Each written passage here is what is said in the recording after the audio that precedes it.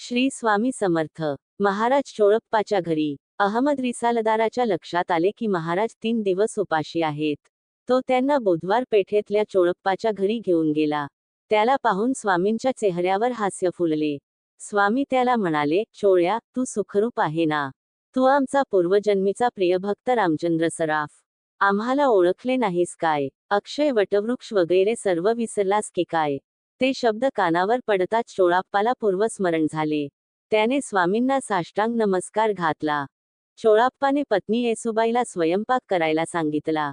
त्याने श्रीस्वामींना भरपूर खाऊ घातले. त्यानंतर श्रीस्वामी चोळप्पाकडे राहू लागले. त्यामुळे त्याला फार धन्यता वाटत होती.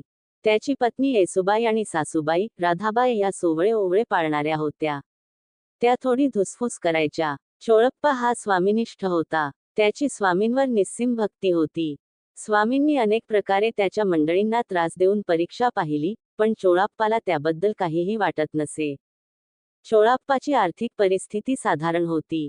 त्याला घरातील भांडी विकून चरितार्थ चालविण्याची वेळ आली. पण स्वामी महाराजांच्या सेवेत त्याने खंड पडू दिला नाही. तो सतत स्वामींच्या सोबत असायचा. असेच एके दिवशी येसुबाई आणि राधाबाई यांना स्वस्थ बसलेल्या पाहून श्रीस्वामी म्हणाले, हे काय? आज स्वयंपाकाची तयारी दिसत नाही. तेव्हा येसुबाई म्हणाली, महाराज, घरात जळण नाही, काही सामुग्री नाही, मग स्वयंपाक कशाचा करू? तेव्हा स्वामी म्हणाले, आधी स्वयंपाक घरात जा आणि अन्नाने भरलेली पात्रे घेऊन ये. ते ऐकून येसुबाई व राधाबाई थक्कच झाल्या. सर्व पात्रे ग्रास अन्नाने भरून गेली होती. ते पाहून त्यांना खूप आनंद झाला. त्यांचे डोळे पाणावले. त्यांनी श्रीस्वामींना प्रेमाने खाऊ घातले. त्यावेळी अक्कलकोट संस्थानचे मालोजीराव तिथे राज्य करीत होते. त्यांच्या मर्जीतल्या दाजेबा भोसले या कारभार्याने स्वामींची हकीकत त्यांना सांगितली. स्वामींचा मुक्काम चोळाप्पाच्या घरी आहे. तेथे दर्शनाला लोकांची रिघ असते. चोळाप्पाची आर्थिक परिस्थिती हलाखीची आहे. समर्थांच्या वास्तव्याच्या निमित्ताने काही मदत करता आली तर पहावे. हे ऐकून राजांनी सरकारी दरबारातून श्रीस्वामींसाठी नित्य नैवेद्याची व्यवस्था केली. सर्व लोकांना खात्री झाली की श्री स्वामी हे दत्तावतार आहेत. लोक गाणगापूरला न जाता अक्कलकोटला येऊ लागले. चोळाप्पा तर सावलीसारखा स्वामींच्या सोबत असायचा. त्यामुळे एकदा स्वामींनी अनेक मंडळींना बरोबर घेतले आणि हिंडावयास बाहेर पडले. बरेच अंतर चालून गेल्यावर ते एका निवडुंगाच्या रानापाशी आले. तेव्हा तेथे जमिनीवर सर्व दूर काटे पसरले होते.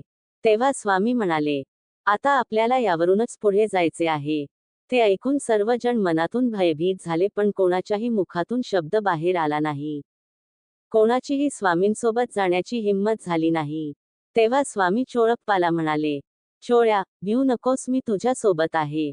चल माझ्या सोबत. तेव्हा एकटा चोळप्पा त्यांच्या सोबत चालत गेला. दोघेही अनवाणी पायांनी काटयांवरून चालत होते. पण दोघांच्याही पायाला काटयांचा साधा स्पर्श देखील झाला नाही. हे पाहून सर्वांनाच चोळप्पाच्या भक्तीची खात्री झाली. व त्याची निर्भयता पाहून सर्वांनीच चोळप्पाची स्तुती केली. त्यामुळे लोकांना त्याची असूया वाटू लागली. स्वामी अंतर्ज्ञानी असल्यामुळे त्यांनी ते ओळखले आणि चोळप्पाला सतत आपल्या सोबत ठेवू लागले. तर अशी आहे स्वामींची लीला. ही कथा आपल्याला आवडली असेल तर ब्रह्मांडनायक श्री स्वामी समर्थ महाराज या फेसबुक पेजला फॉलो केले नसेल तर नक्की करा. आणि जर आपण हा व्हिडिओ यूट्यूबवर पाहत असाल तर श्री स्वामी समर्थ या यूट्यूब चॅनलला सबस्क्राईब नक्की करा. लाईक करा, फॉलो करा आणि सबस्क्राईब करून शेअर नक्की करा. धन्यवाद. श्री स्वामी समर्थ. श्री गुरुदेव दत्त.